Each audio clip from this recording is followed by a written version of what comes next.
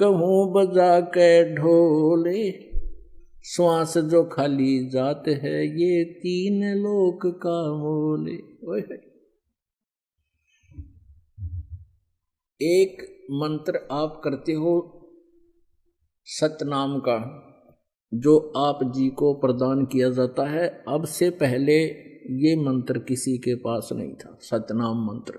और ये पंथ चल रहे हैं, राधा स्वामी, धन धन सतगुरु, जय गुरुदेव, आगरा ये मथुरा वाला, और उसी से ये राधा स्वामी ठाकुर जी महाराज थे। ये सारे एक ही कुएं का जल है।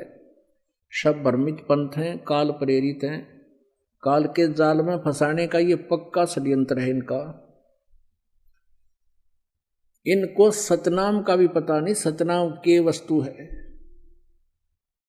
इनकी एक पुस्तक है सारवचन राधा स्वामी वार्तिक, और वो उसका संग्रह बताते हैं कि परम धनी, जिसको ये राधा स्वामी पंथ का प्रवर्तक मानते हैं, श्री शिवदयाल जी आगरा वाले, पन्ना गली वाले, उनके वचनों का संग्रह है और 150 वर्ष से वो संग्रहित हैं। और उसके बाद 1902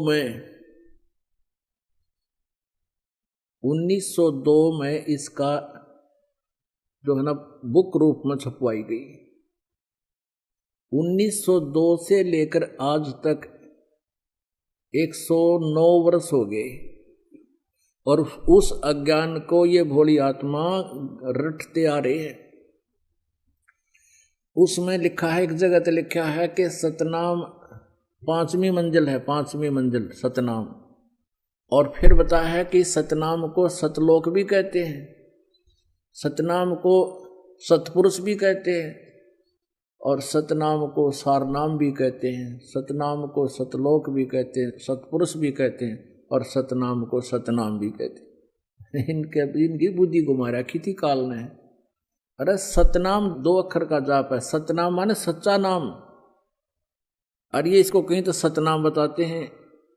और एक जगह है ये सावन सिंह जी, जिनको धन धन सतगुरु वाले पंथ के प्रवर्तक का भी गुरु मानते हैं, श्री सावन सिंह जी ने अपनी पुस्तक लिखी है संत मत भाग, 4-5 भाग बनाए उसने। उसके तीसरे भाग में लिखा है, एक जगह तो लिखा है कि सतनाम स्थान है।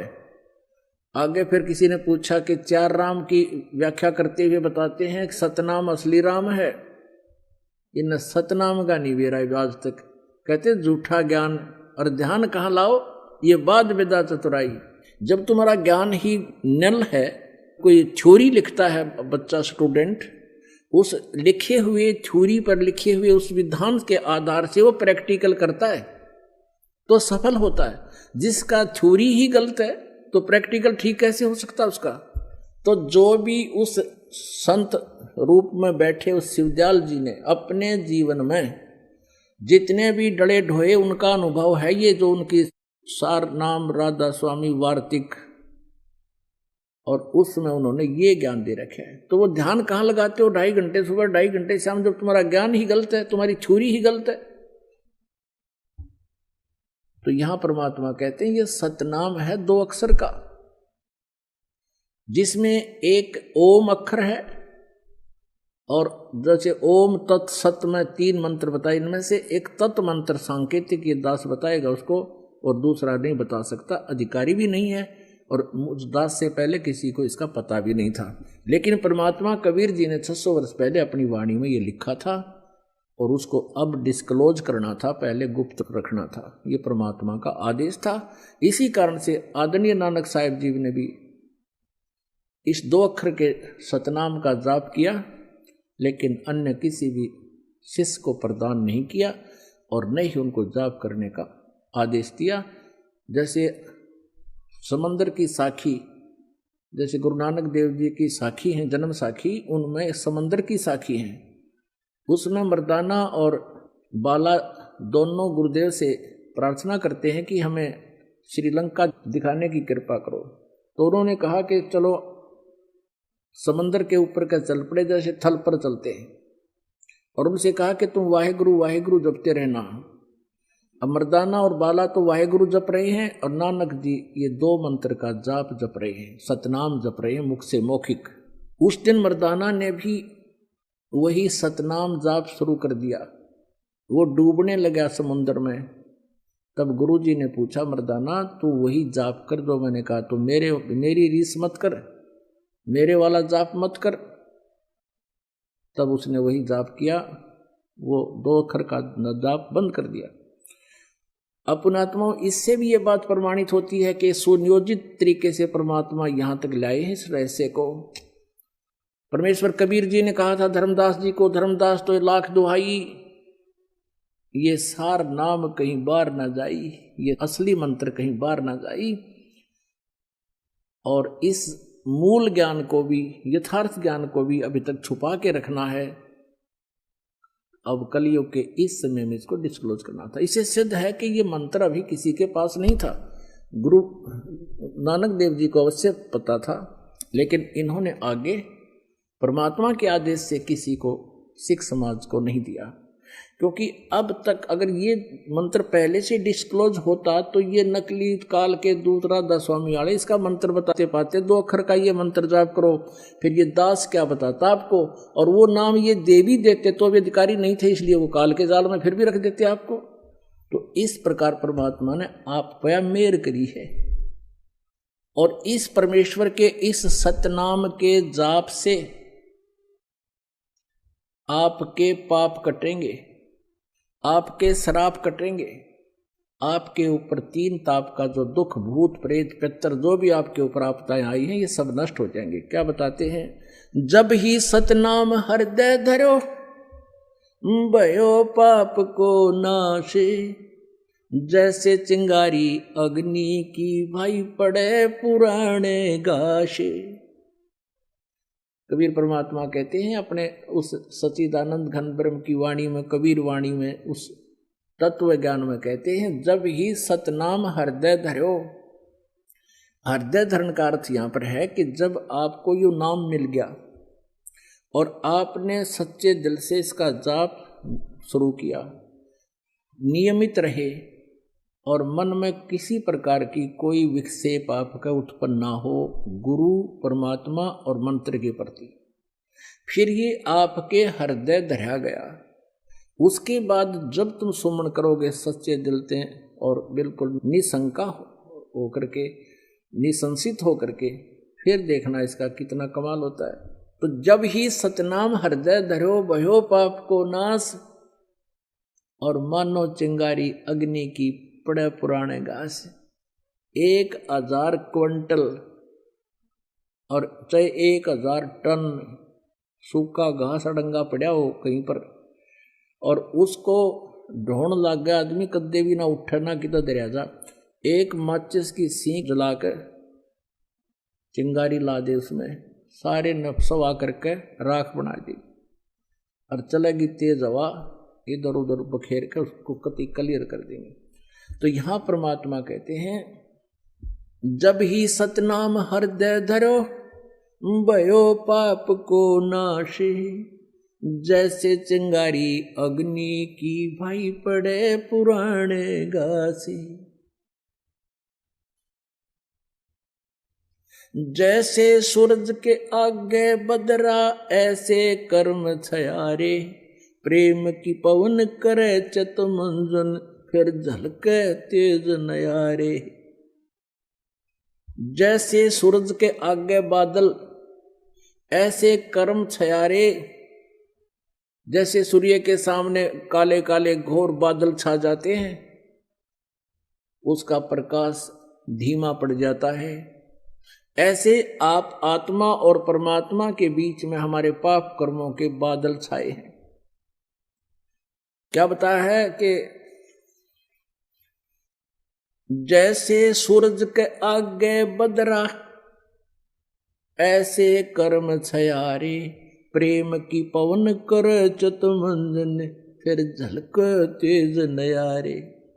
अपना आत्माओं, आपने उपदेश भी ले लिया, आप जाप शुरू करो सच्चे दिल से मर्यादा में रहकर। कुछ दिनों के बाद क्या होगा कि इस मंत्र से आपके असंख्य जन्मों के पाप जो संचित भी हैं, संचित भी वर्तमान में जो कर रहे हैं ये भी समाप्त हो जाएंगे, क्योंकि प्रतिदिन हम जाप करते हैं, जैसे साबुन लगाते हैं कपड़ा साफ हो जाता है, डेली मैला भी होता है साफ हो जाता है, और पहले के कपड़े मैले तो रखे हुए भी साफ कर लेंगे, साबुन मिल गया, तेल मिल गया, सारी व्यवस्था मिल गई हमारी। तो पहले के संचित और प्रारब्ध और क्रियमान इन तीनों कर्मों का इस सतनाम के जाप से नाश होगा। कैसे होगा?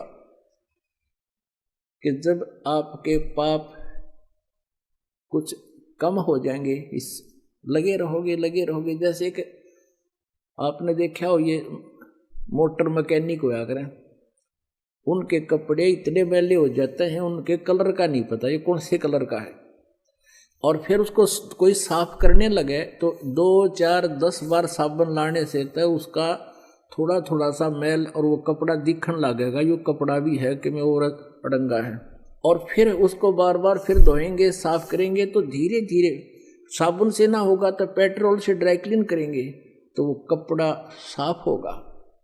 तो ऐसे ही पुण्यात्माओं हमने कहते योगन योगन की वासना हुई इकट्ठी आने, निर्मल कैसे होवेगा तेरे सतगुरु लगे ना काने।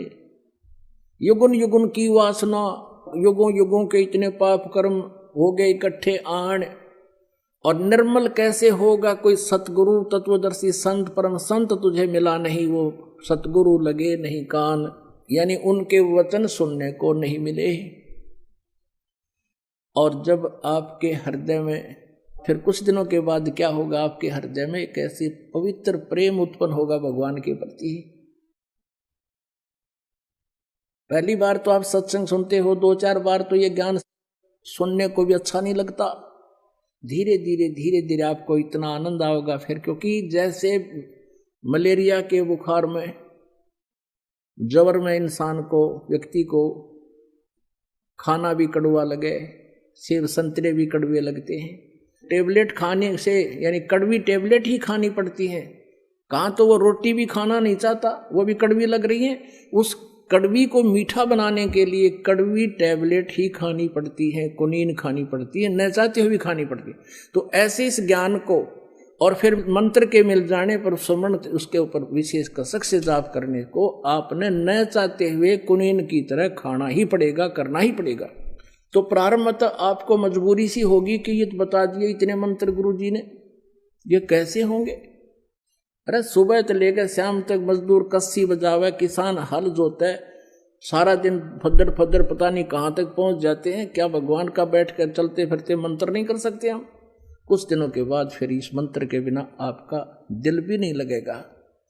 तो जैसे ही बुखार किसी को हो, जबर हो गया है, तो प्रारंभ में उसको रोटी भी अच्छी नहीं लगती, कुनीन खाने से, कड़वी कुनीन ही खाने से, न चाहते हुए भी खाने से, फिर कुछ दिनों के बाद उसका जबर ठीक हो जाएगा। फिर वही मीठी वस्तु आपको जो पहले कड़वी लगती थी भोजन, अब वो स्वादिष्ट लगेगा। अब जैसे परमात्मा कहते हैं, कबीर पिछले पाप से हरि चर्चा ना भावे, कै ऊँग कै ऊठ चले ना और बात चलावे।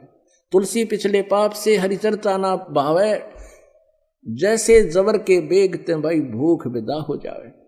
तो ऐसे आत्मा के ऊपर पाप कर्मों का जबर हो गया, और इस जबर का नाश करने के लिए ये कड़वी टेबलेट, ये सत्संग वचन जो आज तक आपने सुने नहीं, एक बार तो विद के आदमी इस ज्ञान को सुनकर, एक बार तो ऐसा है जैसे जीभ के ऊपर कुनीन रख दी, ये बताते हैं ब्रह्मा विष्णु महेश से ऊपर कोई और शक्ति है, लेकिन इस कुनीन को आपने खाना चाहिए, इस तत्व ज्ञान को सुनते रहना चाहिए। फिर क्या होगा, कुछ दिनों के बाद ये मंत्र आपको दिया जाता है, तो कुछ दिन तो भक्त आते हैं, शिकायत प्रार्थना करते हैं कि सतनाम चलता नहीं, ज्यादा नहीं होता।